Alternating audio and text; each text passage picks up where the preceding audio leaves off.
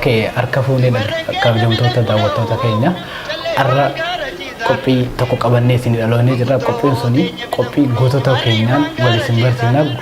Qophii kanarratti kabajaa fi jaalalaan akka nu daawwattan isin afeera. Anaa dhufu.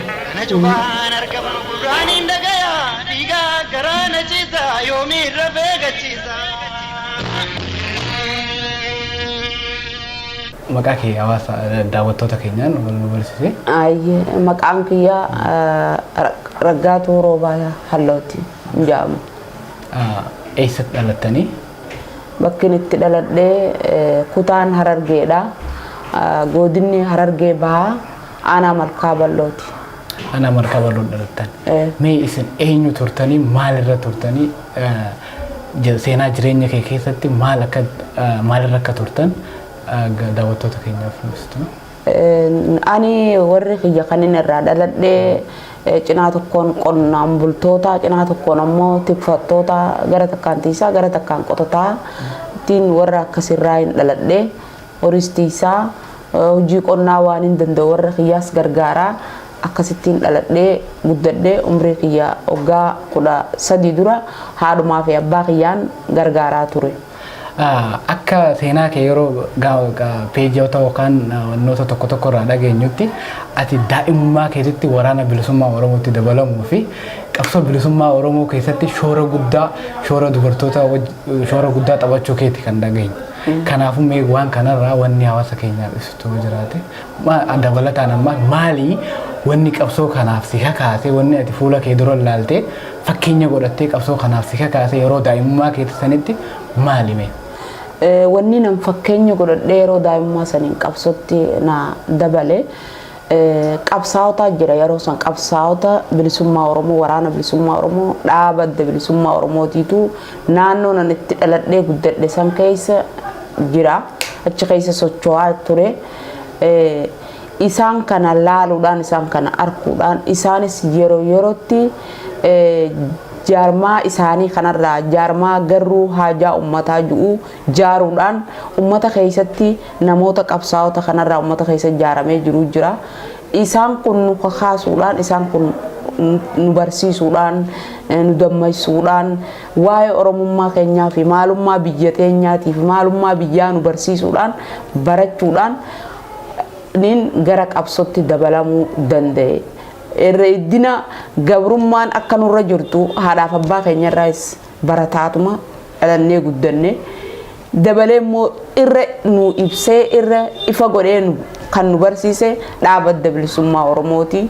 Dhaabni adda bilisummaa Oromoo sun garuu waajaa ummataa jaarmaa jedhamu sanarraan ummata bakka bu'oota ummataa kan isaanii wal qunnamtii qabu jira.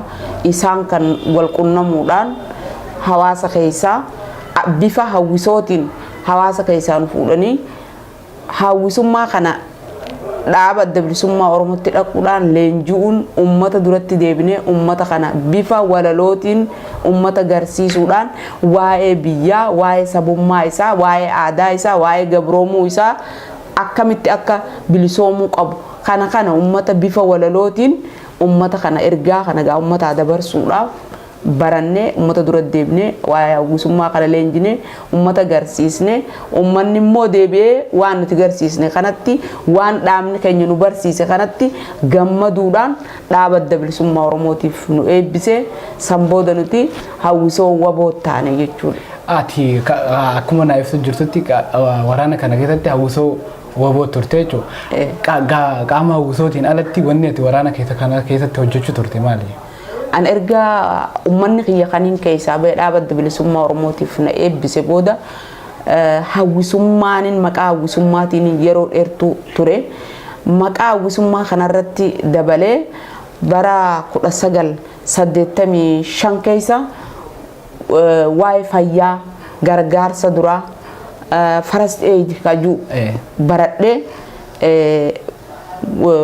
warra sila dubbee keessa jiru dhukkubsataa dubbee keessa jiru haa ta'u yeroon waraanaa wajjin deemee dirree lolarratti hirmaadhus yoo namni na biratti ka dhaamu ta'e dafee dhiiga isaa dhaabee fi gara hakima guddatti dabarsuu yoo dhibeen hatattamaa takka isa qabdees dhibee hatattamaa saniif waan inni hoggus gargaaruu danda'u gargaaree gara hakima guddatti dabarsuu tiin waraana keessatti hojjechuu eegale jechuudha.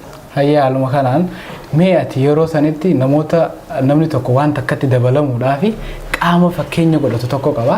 Qaama sanirraa mee qabsaa'onni si dura turan qabsaa'onni ati fakkeenya godhatte shamarroonni akka keeti warreen ati yeroo sanitti fakkeenya godhattee qabsoo kana dabalamte eenyu faadhame? Namoonni nan hoggusaniif if duratti ilaalee namni akka kiyyaa namni na fakkaatu namni nu fakkaatu dubartiinis qabsoo kana keessa ni jirti jedhee ani laalladhee jabaadhe jaal ibsituu magarsaati jaal juukii bareentooti saartuu dhaabaa mallee isinleen yeroo san ni jirti isin garuu waajaa ummataa san keessa jiran jechuu isaan kun jaal saartuu dhaabaa tunfaan garuu waajaa ummataa kana keessa jirti yeroo hunda wal qunnamtii hawaasaa wajji yeroo godhan ni arkina isaan kana iddina an jaalibsituu magarsaa jaalalangoo guutuu jaalibsituu magarsaatiif jaal saartuu dhaabaa sun irra hin jirani jaal halangoo guutuu arrallee ni jirti jechuudha lubbuudhaan yaman jiruu baqaa keessa jirti jechuudha jaalalangoo guutuu nama dirree qabsoo keessatti bara dheeraa dhukkubsataa keenya dubbee keessatti wallaanuudhaan tajaajiluudhaan irraa dhiquudhaan nyaata isaanii godhuudhaan nama bara dheeraa yeroo dheeraa dirree qabsoo keessatti dabarsine keessatti wal aanaa ture jechuudha jaalalangoo guutuuti an isaan kana faalladhe jaalibsituu magarsaa faan laalladhe jechuudha dirree qabsoo keessatti isaaniin fakkii godhadhe jechuudha.